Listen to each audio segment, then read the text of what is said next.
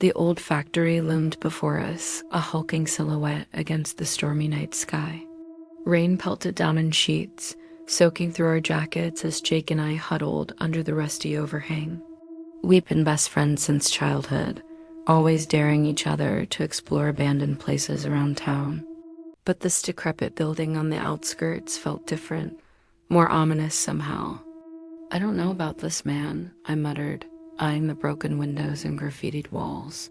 "Place gives me the creeps." Jake just grinned, that familiar glint of excitement in his eyes. "Come on, don't chicken out now. We came all this way." With a resigned sigh, I followed him towards the sagging front doors. Our flashlight beams danced across debris-strewn floors as we entered the cavernous main room. Hulking machinery loomed in the shadows, conveyor belts hanging limp like deflated snakes. The smell of mold and rust assaulted my nostrils. We picked our way deeper into the factory's guts, our footsteps echoing hollowly. Jake's enthusiasm was infectious, and I found myself relaxing slightly as we explored. Maybe this wouldn't be so bad after all. That's when the first odd thing happened. Our flashlights flickered simultaneously, plunging us into pitch darkness for a heart-stopping moment. When they sputtered back to life, Jake and I exchanged uneasy glances. "Probably just dying batteries," he said with forced nonchalance. But I noticed his hand trembling slightly as he swept the beam around. We pressed on, climbing a rickety staircase to the second floor.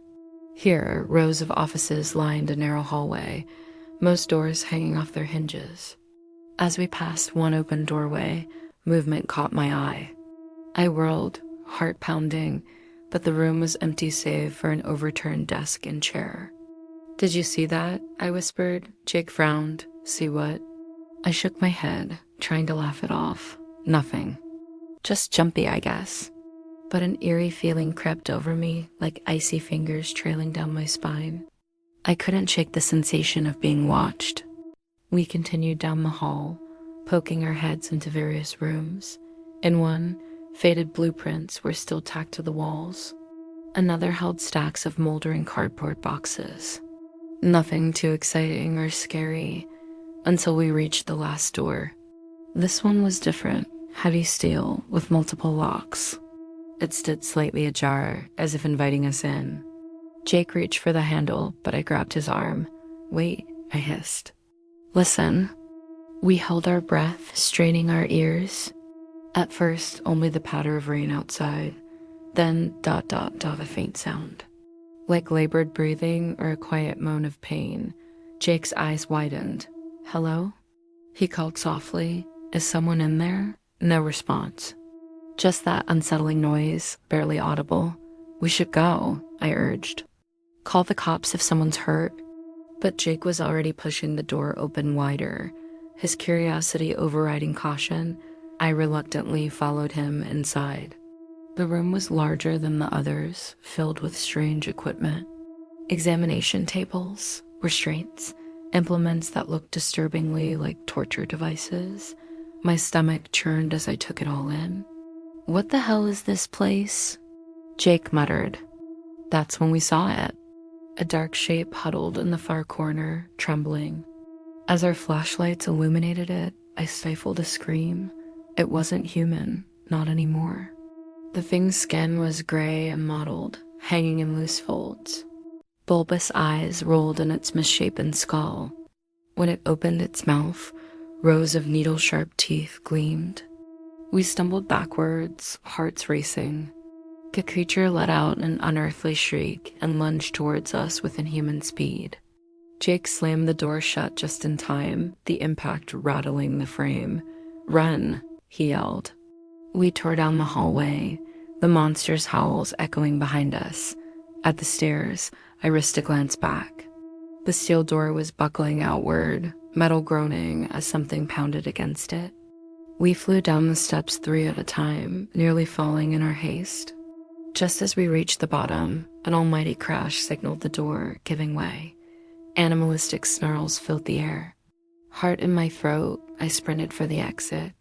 But Jake stumbled on a piece of debris, crying out in pain. I skidded to a stop, torn between escape and helping my friend. In that moment of hesitation, a blur of motion caught my eye. The creature was bounding down the stairs, moving with terrifying agility. Its claws left deep gouges in the metal railings. Time seemed to slow as I made my choice. I hauled Jake to his feet, supporting his weight as we hobbled towards freedom. The thing was gaining on us, its fetid breath hot on our necks. We burst through the doors into the rainy night, gasping for air.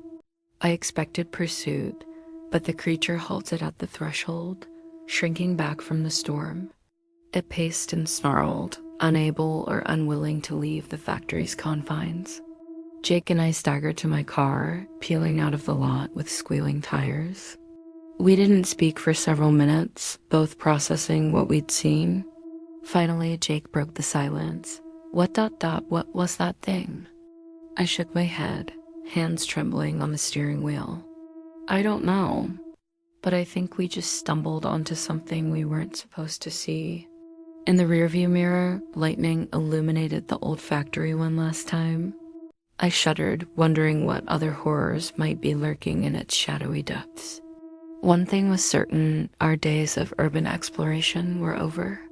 As we drove home through the storm, neither of us noticed the black van that pulled into the factory lot behind us. Men in hazmat suits emerged, entering the building with grim purpose.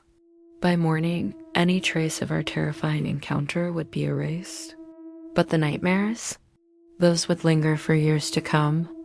In the days that followed, Jake and I tried to convince ourselves it had all been some shared hallucination, a trick of shadows and an overactive imagination. But deep down, we knew the truth. We scoured news reports and local gossip for any mention of the factory or strange occurrences. Nothing. It was as if the place didn't exist. 1 week after our fateful night, I drove past the site again. The factory was gone. In its place stood an empty lot, freshly bulldozed. No trace remained of the horrors we'd witnessed. Jake and I made a pact never to speak of it again.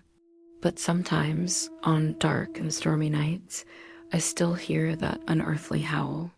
And I wonder what other secrets are hiding in the abandoned corners of our world, waiting to be discovered by unwary explorers. So if you're ever tempted to go poking around old buildings after dark, remember our tale. Not all ghosts are harmless. Some horrors are all too real, and once seen, they can never be unseen. The next time you pass a crumbling factory or boarded up house, resist the urge to peek inside. You never know what might be peeking back. I hope you guys like this story. Please subscribe this channel and like and share this video. Comment your thoughts below. Thank you.